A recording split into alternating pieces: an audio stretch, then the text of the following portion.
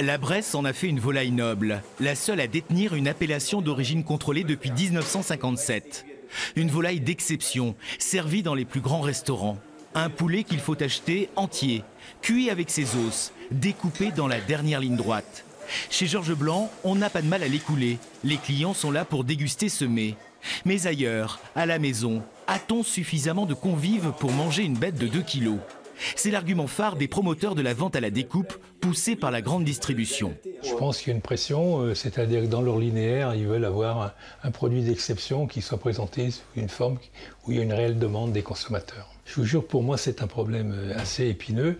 Je pense aux couples de retraités ou aux ménages où ils sont deux. S'ils veulent s'offrir un poulet du dimanche, ils pourront trouver 2 morceaux. Un dossier a donc été déposé auprès de l'Institut national de l'origine et de la qualité pour que les règles changent, pour que l'on trouve des ailes, des cuisses, des filets sous vide.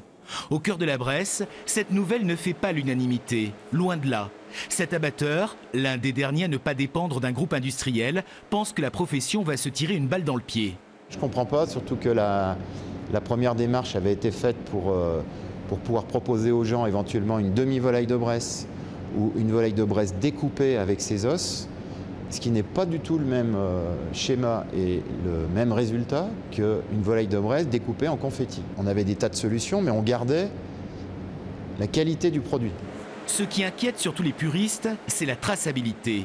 Outre ses pattes bleues, la volaille de Bresse voyage avec ses papiers sur elle. Une bague indiquant son élevage et son scellé bleu-blanc-rouge. Qu'en sera-t-il une fois découpée ? Si vous découpez une volaille de Bresse, une fois que vous aurez enlevé, par exemple sur un suprême, vous aurez enlevé la peau et le manchon, pour faire la différence entre un blanc, vraiment le filet d'une volaille de Bresse et le filet d'un bon poulet fermier, à part un professionnel, à l'œil, c'est vraiment difficile. Moi je pense que vraiment si on ouvre à la découpe de la volaille de Bresse, c'est la porte ouverte à tous les abus. Du coup, les éleveurs sont partagés. Ils pensent à l'avenir, à d'éventuels nouveaux débouchés, mais se demandent aussi s'ils n'ont pas beaucoup à perdre. C'est vrai que les consommateurs, faut le dire, ils évoluent. Je le reconnais.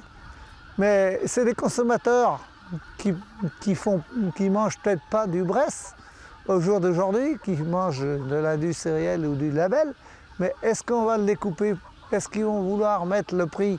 Entre la poule aux œufs d'or et y laisser des plumes en termes d'image, la filière de la volaille de Bresse se pose donc beaucoup de questions. C'est le surveillant des appellations d'origine qui doit aujourd'hui trancher.